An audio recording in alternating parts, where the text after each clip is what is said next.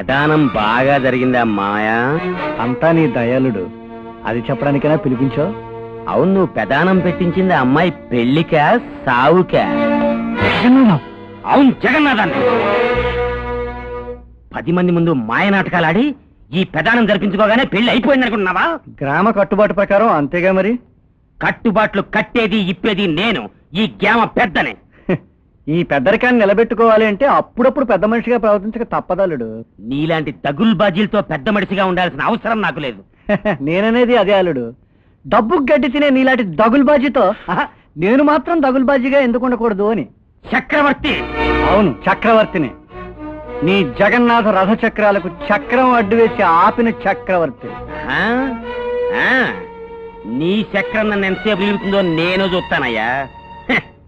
పెళ్ళైన 3వ రోజునే ఇడాకులు ఇప్పించి ఆ పిల్లని దిక్కులేని దాన్ని చేయపోతే నా పేరు జగన్నాథమే కాదు.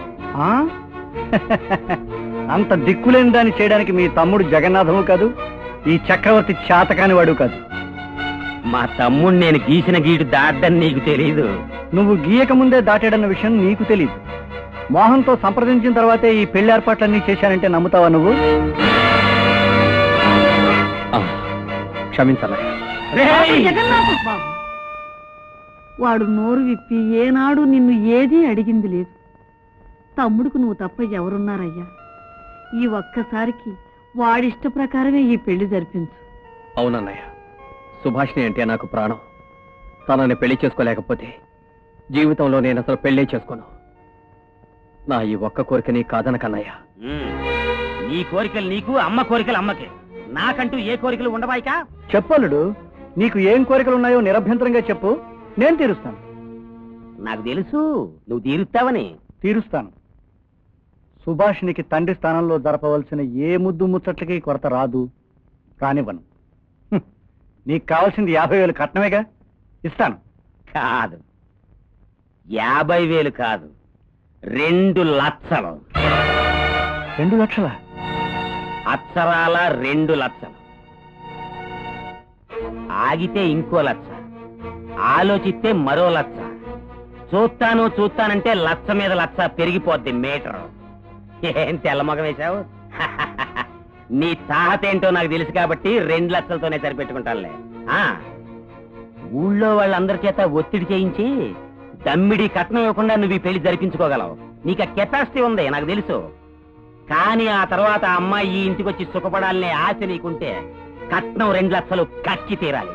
లేదు ఆ పిల్లని కుక్కపాట్లు పెట్టిన ఉతురు నీకే తగులుద్ది, గుర్తెట్టుకో. శభాష్, కట్నం నీకు, పెళ్లి నీ తమ్ముడికి మరదలికి, కానీ జరిమానా వేసేది నాకు. బాగుందయ్యా, చాలా బాగుంది. అవును, నన్ను తిరుకులో పెట్టి నలుగురిలో నా తల వంచినందుకు శిక్షగా నీకు 2 లక్షలు జరిమానా వేశాను. మాయ నాటకాలు ఆడతావా? మాయ నాటకాలు. అవును, నాటకాలే ఆడాను జగన్నాథం.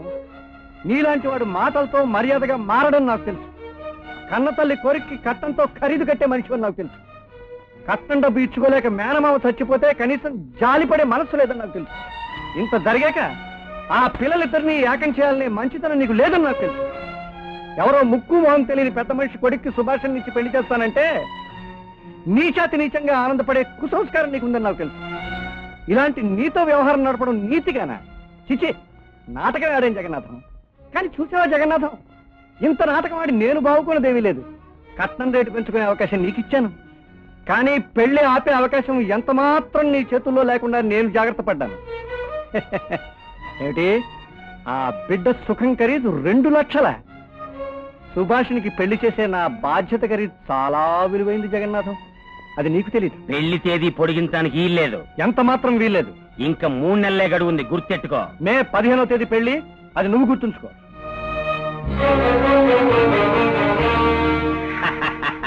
నాన్నని 50,000 అడిగారు, మిమ్మల్ని మాత్రం ఎందుకు 2 లక్షలు అడిగారు? పొద్దు పెరిగిన కొద్దీ నీడ పొడవు పెరిగినట్టే ఆలస్యమైన కొద్దీ ఆడపిల్ల కట్నం కూడా పెరిగిపోతుందమ్మా. మీరు తెస్తానని ఎందుకు మాట ఇచ్చారు? ఎలా తెస్తారు? ఎలాగైనా తెస్తానమ్మా. ఏ, మీ నాన్న అయితే తీసుకురాడా?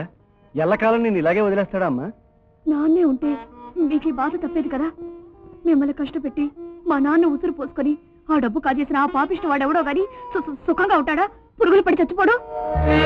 నువ్వే రైటమ్మా. ఆ పాపిష్టి వాడు ఎక్కడున్నా సుఖంగా ఉండలేడు. నిన్ను నీ పరిస్థితిని చూశాక మనశ్శాంతితోనూ ఉండలేడమ్మా. ఏనాడైనా వాడు నాకు కంటపడాలి. పడతాడమ్మా, పడేటట్టు నేను చేస్తాను. నువ్వు తాళిబొట్టుతో పసుపు కుంకుమతో సుమంగళిగా నా కళ్ళ ముందు కనిపించిన రోజున ఆ పాపిష్టి వాడిని నీ కళ్ళ ముందు నిలబెడతాను. నువ్వు కోరిన శిక్ష వేద్దువు గాని, సరేనా? చక్రవర్తి గారు మిమ్మల్ని ఎరకాటంలో పెట్టేశాను. నన్ను క్షమించండి. నేను ఒక నిర్ణయానికి వచ్చాను. సుభాషిని తీసుకుని పట్నం వెళ్ళి అక్కడ రిజిస్టర్ మ్యారేజ్ చేసుకుంటాను. Register marriage? అవునండి. మీ అన్నయ్యకి తెలియకుండానే? ఏం అన్నయ్య అంటే నాకు భయం అనుకున్నారా? రావా జగన్నాథం, రారా. ఓరి నీ ధైర్యం కుక్కలెత్తుకెళ్ళ. మీ అన్నయ్య పేరు వింటేనే మైళ్ళ కొద్దీ పరిగెడుతున్నావు. నువ్వు రిజిస్టర్ పెళ్లి చేసుకుంటావా? చూడు, చేసుకుంటే మాత్రం మీ ఇద్దరిని సుఖంగా ఉండిస్తాటయ్యా మీ అన్నయ్య. ఇదిగా నువ్వు ఓపికగా ఉండు. మీ ఇద్దరి పెళ్లి మే 15వ తారీఖు నిర్విఘ్నంగా నేను జరిపిస్తానయ్యా. ఇదిగా అంతవరకు మాత్రం నువ్వు చాలా బుద్ధిగా ఉండు. అది వస్తానమ్మా, వస్తానయ్యా. అలాగే. బుద్ధిగా ఉండం మర్చిపోకు.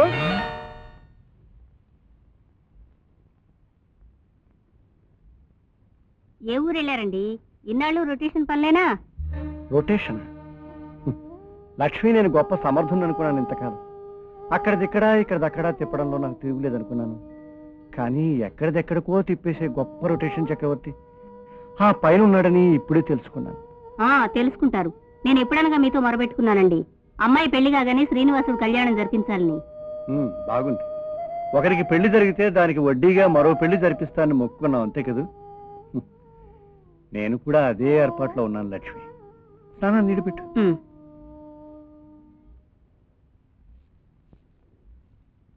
ఏరా డిఎస్పి, నేను అడిగిన డబ్బు విషయం ఏం చేశావు? ఐఎమ్ సారీ రా చక్రవర్తి. అదేంట్రా ఇంత పెద్ద బిజినెస్ చేస్తున్నావు, 20,000 ఏర్పాటు చేయలేదా? నిజానికి నాకు కావాల్సింది 2 లక్షలు. ఓ 10 మంది మిత్రుల దగ్గర ఈ డబ్బు అప్పు చేసి ఆ పెళ్లి కాస్త జరిపిస్తే నెమ్మదిగా తీర్చుకోవాలనుకుంటున్నాను. ట్రై చేయరా. గురు, ఈ మధ్య హిందీ బొమ్మడి సిటీ రైట్స్ తీసుకున్నాను రా. అది కాస్త క్లాస్ బొమ్మాయి కూర్చుంది అంతే.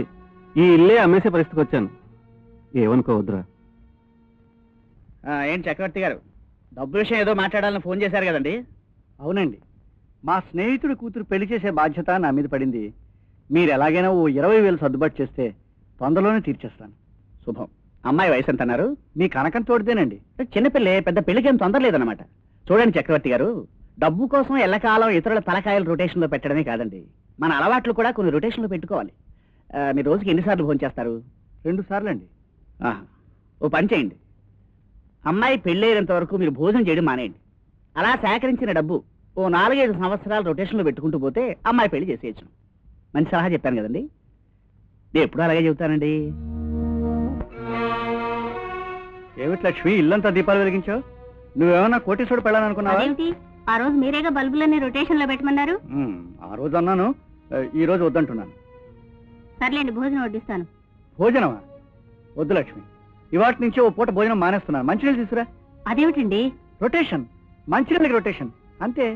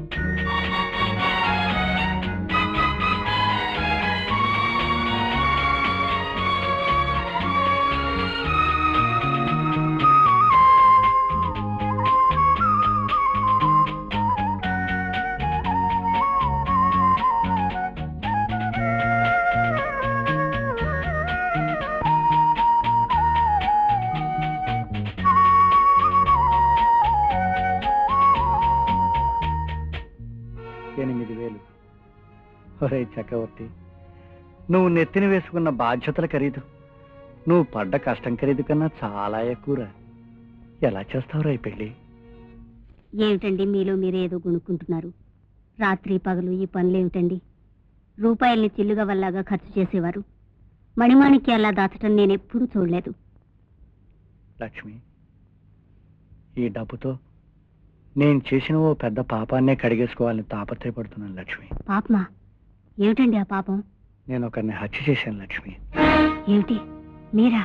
అవును, నేనే. కూతురు పెళ్లి చేయడానికి బతుకంతా తాకట్టు పెట్టిన ఓ పెద్ద మనిషి ఆశల్ని హత్య చేశాను. ఆ డబ్బుతో నా కూతురు పెళ్లి చేసుకున్నాను. 50,000 నా కూతురు పెళ్లికి అందించి తన కూతురు పెళ్లి చేసుకోవడానికి వేళ మించిపోయి సెలవు తీసుకున్నాడు ఆ వెంకట్రామయ్య. ఏమిటండి మీరనేది? ఇదంతా నాతో ఎందుకు చెప్పలేదు? భార్యతో బాధలు పంచుకోవడం అలవాట్లేని వాడిని కనుక. నాకు సహాయం చేస్తావా లక్ష్మి? నాకు నీ ఇంటిని అప్పిస్తావా? ఏమండి, నా కూతురు నువ్వు ఇంటి దాన్ని చేసిన మనిషికి నువ్విచ్చిన ఈ డబ్బుతో రుణం తీర్చుకుంటాను. మళ్ళీ జన్మంటూ ఉంటే నీ సేవ చేసి నీ రుణం తీర్చుకుంటాను లక్ష్మి. ఏమిటండి ఆ మాటలు? నాదంటూ ఏదైనా ఉంటే అది ఎప్పుడూ మీదే. మన అమ్మాయి పెళ్లికి ఇల్లు బేరం పెట్టేయమని మీతో ఏనాడో చెప్పాను. మీరు చేసే ఆ పెళ్లి మన బాధ్యతే. ఆనందంగా ఇంటిని బేరం పెట్టేయండి. సుభా, నాకేదో కంగారుగా ఉంది. మన పెళ్లికి ఇంకా వారం రోజులు గడువు కూడా లేదు. ఆయన ఇంతవరకు అజాపజా లేదు. ఈ పెళ్లి జరిగేటట్లేదని మా అన్నయ్య ఖచ్చితంగా తేల్చేశాడు. ఆయన రాకపోతే పెద్ద సమస్య అయ్యేటట్లుంది. అవును, సమస్య.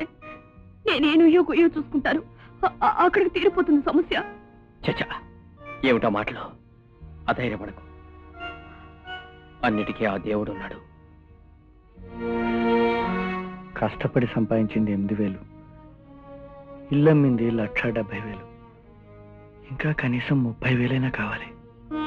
స్వామి, ఈ జన్మలో మళ్ళీ చేయకూడదనుకున్న తప్పే చేయాల్సి వస్తుంది. జీవితంలో తెలియకుండా చేసిన పెద్ద తప్పును దిద్దుకోవడానికి జీవితం అంతా చేసిన చిన్న తప్పును మళ్ళీ చేయబోతున్నాను. నన్ను క్షమిస్తావనే నమ్మకం నాకుంది. కానీ నా వల్ల ఎవరికి ఏ కష్టం రాకుండా మాత్రం కాపాడు. ఇన్నిస్పేట్లో గాడిద కొడుకు నా దగ్గర 50 రూపాయలు అప్పు తీసుకుని 4 ఏళ్లుగా తిప్పుతున్నాడు బావగారు. 50 రూపాయలకి 4 ఏళ్ళ? ఎవడండి వాడు? 50 రూపాయలంటే నా దృష్టిలో 50,000 బావగారు. డబ్బు ఎప్పుడు ఇస్తావయ్యా అని వెళ్ళి నిలదీశాను. నా దగ్గర డబ్బు లేదు, కావాలంటే ఇదిగో ఈ నగలు తీసుకొని ఈ నగలు ఇచ్చాడు. మంచి నగలే సుమండి. సర్లే అని తీసుకున్నాను. దారే కదా అని ఒకసారి మా అమ్మాయిని మిమ్మల్ని చూసి వెళ్ళొచ్చు కదా అని ఇలా వచ్చా. ఈ నగలని దుర్గకేనా? దుర్గా? ఇంకా ఏమీ ఆలోచించలేదమ్మా. బ్యాంక్ లాకర్లో పడేస్తే మిగతా నగలతో పాటు ఇవి పడి ఉంటాయి. మా దుర్గకి ఎలాగూ నగలున్నాయి కదా. ఏమిటమ్మా, ఈ బంగారు నగలేనా? ఇలా నల్లగా అయిపోయేటి? ఇలా ఉంటే నాకెంత పరువు తక్కువ, మా బావగారికి ఎంత పరువు తక్కువ? తీసి ఇలా ఇవ్వమ్మా, బెరుగు పెట్టిన తీసుకొస్తాను. అందాక కావాలంటే ఇదిగో ఈ నగలు పెట్టుకో. అవునవును, నల్లబడిపోయాయి. దుర్గా, చెప్తుంటే నీకు కాదు. ఆ నగలు తీసి మీ నాన్నగారికి ఇచ్చి ఈ నగలు తీసుకో.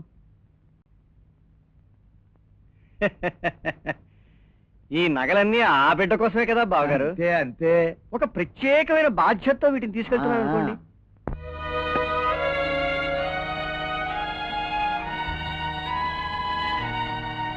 శోభనం, శోభనం.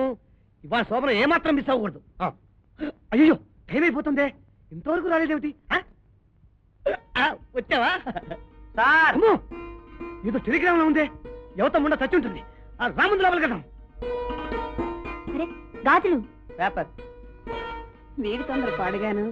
అమ్మాయి దుర్గా, పాల గ్లాస్ మర్చిపోయావమ్మా. అరే, గాజులు నిలబడిపోతున్నాయేంటి? ఏది? వాళ్ళ నాన్న బంగారు గాజులు అన్నారు. ఇది ఇలా ఇవ్వు. అమ్మో, ఇవి గిల్టు నగలు. ఒరేయ్, తలుపు తీరా.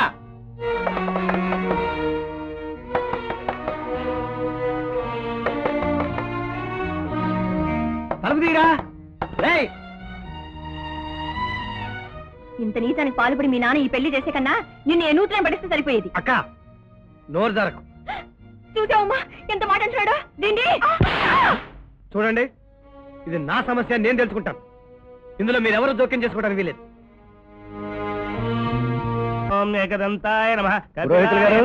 కావాల్సినవన్నీ సిద్ధంగా ఉన్నాయా? అన్ని సిద్ధంగా ఉన్నాయండి. ముహూర్తానికి పెళ్లి కూతురు సిద్ధంగా ఉంది. 10 నిమిషాల్లో ముహూర్తం. ఏమయ్యా అల్లుడు, ఎంత మగ పెళ్లి వారైనా ఇంత ఆలస్యంగా రావడం? నాకు తెలుసు మావయ్య, నేను ఎప్పుడు రావాలో, వచ్చి ఏం చెయ్యాలో కూడా నాకు తెలుసు. అడుగుతావు? నాకు తెలుసు. నాకు తెలుసు. ఇదిగో 2 లక్షలు.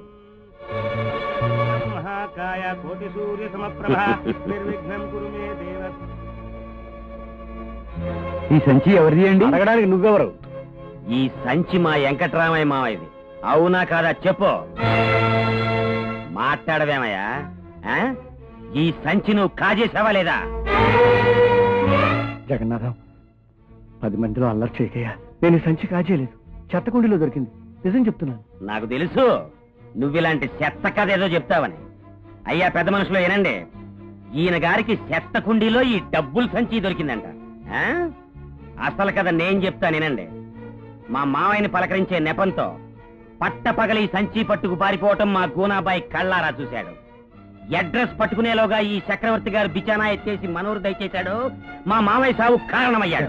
అవును, మా మావయ్య సావు కారణం నువ్వే. నాకు తెలుసు, మాట్లాడకింకా. ఆ డబ్బుతో నీ కూతురు పెళ్లి చేసుకున్నావు. ఇప్పుడు ఈ పెళ్లి జరిపించడానికి ఇంకెవరు గొంతుకొచ్చావు చెప్పు. నా గొంతుకండి. దుర్గా, ఏ నాన్న, బిడ్డ కోసం తండ్రి ప్రాణం పెట్టడం విన్నాను గాని ఇలా బిడ్డ బ్రతుకు బజారు పాలు చేయడం నేనెక్కడా వినలేదు నాన్న. నువ్వు మా నగలు దోచుకుపోయి గిల్టి నగలు పెట్టినందుకు నన్ను మా అత్తామామల ఇంట్లో నుంచి వెళ్ళగొట్టారు నాన్న. ఇది నీకు సంతోషమేనా? అమ్మా, మర్యాదస్తులా కనిపిస్తూ మీరు చేసిన ఈ దగాకోరు పనికి మిమ్మల్ని పోలీసులకు అప్పగిస్తే తప్ప? వింటున్నారా? అయ్యగారి బండారం ఒక్కోటి బయటపడుతుంది. కన్న కూతురి కాపురంలో నిప్పులు పోసి ఇంకో అబ్బ కూతురికి పెళ్లి చేయాలని వచ్చాడు ధర్మాత్ముడు. నాకు తెలుసు ఇందులో ఏదో పితలాటకం ఉంది. దుర్గా, సుభాష్ని, నువ్వా పెళ్లి కూతురివి? అవును దుర్గా, ఒక తల్లి రక్తం పంచుకోలేదే అని బాధపడేవాళ్ళం. ఇప్పుడు ఒక తండ్రి వంచన పంచుకుంటూ ఇలా కలుసుకున్నాం.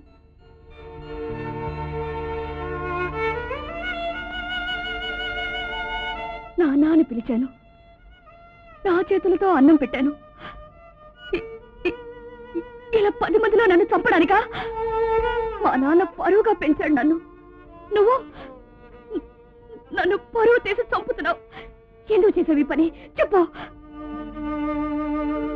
ఆయన ఏం చెప్తారమ్మా పాపం, నన్ను అడుగు చెప్తాను.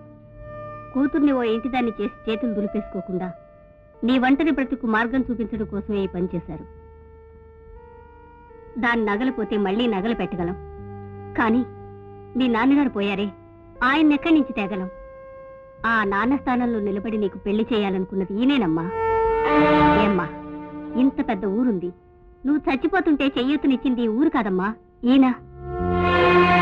నువ్వు కోరుకున్న అబ్బాయి ఖరీదు 2 లక్షలకి పెరిగిపోతే రెక్కలు ముక్కలు చేసుకుని నోరు కడుపు కట్టుకుని పైసా పైసా కూడబెట్టి చాలకపోతే తలకు నీడిచ్చే ఇల్లు అమ్ముకుని కూతురు కాపరాన్ని కూడా పణంగా పెట్టి నీ పెళ్లి చేయాలనుకుంది ఈయనేనమ్మా. నీ ఊరు కాదు, నీ వాళ్ళు కాదు. చివరకు నువ్వు పరాయిదానివే ఆయన నిలదీస్తున్నావు. బాగుందమ్మా, చాలా బాగుంది. లక్ష్మి, శుభవాన్ని పెళ్లి చేసుకుంటున్న పిల్ల దగ్గర నా కష్టాలెందుకు ఏకరూ పెడతావు? నేనెంతటి ఉత్తమున్నో ఈ ఊరికి తెలియడం కాదు ఇప్పుడు కావాల్సింది. అమ్మా సుభాష్ని, నీ పెళ్లి కాగానే మీ నాన్నను చంపిన నేరస్తుణ్ణి నీ కళ్ళ ముందు నిలబెడతాను. ఇదిగోనమ్మా నిలబడ్డాను. గాలికి దొరికిన డబ్బుని అవసరానికి వాడుకున్నాను. ఆ నేరం వల్ల జరిగిన నష్టానికి పరిహారంగానే నీ పెళ్లి జరిపిస్తున్నాను. ఈ పెళ్లి కోసం జగన్నాథం గారు పెట్టిన షరతులన్నీ నెరవేరుస్తున్నాను. అది మాత్రం నేరం కాదని అనుకుంటున్నాను. బాధ్యతలకి శిక్షలే కానీ బహుమతులు ఉండవని నాకు ఇప్పుడు అర్థమైంది. నీ ఇష్టం వచ్చిన శిక్ష విధించమ్మా. నాకు తెలుసు నీకేం శిక్ష అయ్యాలో. నువ్వు తక్షణం ఈ ఊరు పెట్టి వెళ్ళిపో, అంతే. అవును, వెళ్ళిపోవాల్సిందే. విన్నావా? ఇంకా ఏమన్నా సత్కారం కావాలా? అమ్మా, వీళ్ళంతా నన్ను వెళ్ళిపోమంటున్నారు. నువ్వైనా చెప్పమ్మా, నీ పెళ్లి చూసి వెళ్ళిపోతానమ్మా. అమ్మాయి పొమ్మంటాను వినపట్లా? ఎలా?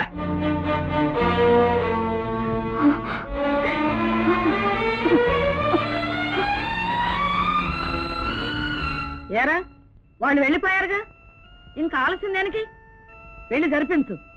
మీకు కావాల్సిన డబ్బు వచ్చేసినదిగా, ఇంకా ఆలోచిస్తారే? నాకు తెలుసు ఈ డబ్బు నాకు దొరుకుద్దని. చచ్చిపోయే ముందు మామయ్య నాకు కొంత డబ్బు బాకీ పడ్డాడు. ఆ బాకీ కింద వడ్డీ కింద ఈ డబ్బును జమేసుకుంటున్నాను. కాబట్టి పెళ్లి జరగదు. ముచ్చే మాలం, మీరు మామయ్య గారికి అప్పు ఇటు నేను కళ్ళారా చూశాను. ఎవడరా నువ్వు? మా అన్నయ్యకి నీకు ఏమిటి సంబంధం? సరిగ్గా పెళ్లి సమయానికి ఎక్కడి నుంచి ఊడిపడ్డావు? నిజం చెప్పు. చక్రవర్తి గారి మీద నింద ఎందుకు వేశావు? చెప్పు. చెప్తావా పోలీసులకు అప్పు చెప్పమంటావా? అలా పోలీసులు మరి ఎత్తకండి సాబ్, ఇప్పటికీ ఒళ్ళంతా పులిసిపోయింది. నేను నిజం చెప్పేస్తాను, నన్ను క్షమించి వదిలేయండి. మీ మామయ్య గారు పట్నం వచ్చినప్పుడు సంచి కాజేమని మీ అన్నయ్య గారే నాకే కబురు చేశారు. నేను కాజేశాను. ఆ తర్వాత పోలీసులు పట్టుకెళ్లేటప్పుడు ఆ సంచి ఓ ఇంటి ముందు వదిలేశాను. ఆ ఇల్లు చక్రవర్తి గారిదని ఆ తర్వాత తెలిసింది. ముజే మాఫ్ కరో సాబ్. అబద్ధం. అసలు ఈ గూనాబాయ్ ఎవడో నాకు తెలియదు. నువ్వు ఇంత నీచుడు అని తెలియక దేవుళ్ళ లాంటి చక్రవర్తిని మేమంతా కలిపి చీకటి పంపించాం. చేసి పైగా పేరు జరపనంటావా? నువ్వు జరిపించేదేట మేము జరిపిస్తాం. ఆపండి. నేను ముందు నడిస్తే నాతో పాటు అడవిలోకైనా సరే నడిచొస్తాడు నా తమ్ముడు. మేమిద్దరం రామలక్ష్మణులం, అది తెలుసుకోండి. అన్నయ్య ఏమండి మీరు కంటి పెడుతున్నారా? లక్ష్మి, నలుగురిలో మాట పడ్డాన్ని బాధ లేదు, కానీ సుభాషిని గురించే ఆలోచిస్తున్నాను.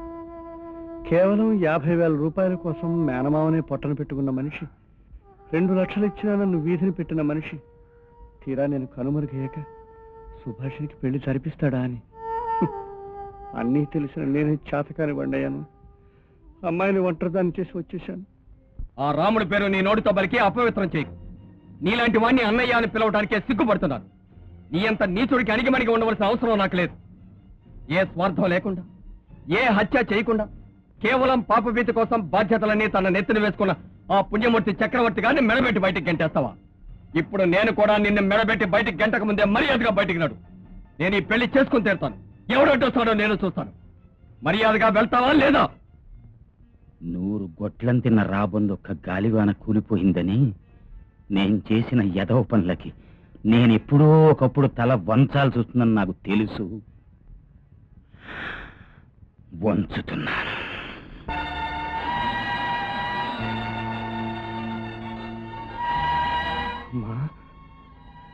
ఏనాన్నా మీ బిడ్డను ఆశీర్వదించకుండా ఎక్కడికి వెళ్దాం అనుకుంటున్నారు? నాకు మాట రాలేదని ఏనాడు బాధపడలేదు, కానీ మా నాన్న మీద ఉన్న మమకారాన్ని చెప్పుకోవడానికి నాకు మాట కలిసి రాలేదని ఇవాళ బాధపడ్డాను. నాన్నా నేను పొమ్మన్నాను అనుకున్నావా? పోవద్దని చెప్పబోతుంటే నోరు తిరగలేదు. అవునండి, మీకోసమని అందరినీ వదిలిపెట్టి నన్ను కొంగున ముడేసుకొచ్చింది. మావయ్య గారు, చేసిన తప్పుకు క్షమాపణ చెప్పుకోవడానికి నేను కూడా మావయ్యని కొంగున ముడేసుకొచ్చాను. అదే షర్టును ముడేసుకొచ్చాను. అందులో తప్పే ఉంది బాబు, పడాల్సిన టైం వస్తే తప్పుతుందా? మావయ్య గారు, ఒక కండిషన్. నువ్వు కూడా మేనేలాగా కండిషన్ మొదలెట్టావా? మావయ్య గారు, మీకు మేము 2 అల్లుళ్ళు ఉన్నాం. మీ పాలసీ ప్రకారం మీ 2 అమ్మాయిలలోనూ మీరు రొటేషన్ లో ఉండాలి. మరో మంచి ఆలోచన అయ్యా. మేము మా ఇంట్లోనే ఉంటాం, అల్లుళ్ళు 2 రొటేషన్ లో ఉంటారు. ఎలా ఉంది? అలాగే. చూసావమ్మా, అప్పుడే రొటేషన్ అలవాటు అల్లుళ్ళకి అంటించాడు నాన్న.